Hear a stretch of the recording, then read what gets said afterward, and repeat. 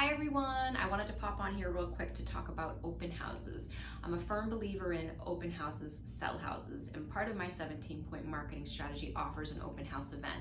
So when I'm sitting down with a potential seller, they'll ask me, who's gonna host this event? And my answer is, I'm gonna host the event.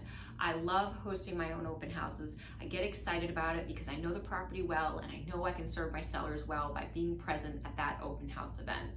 I did want to share, over this past weekend, I attended 2 open houses with buyers and I was very frustrated. And it wasn't because the open houses were not hosted by the listing agents.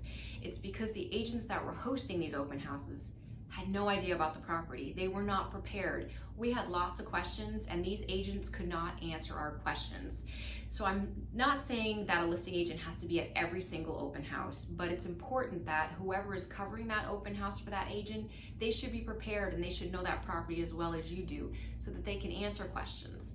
So if you have questions about my open house strategy and how I will sell your house faster and for more money, please reach out.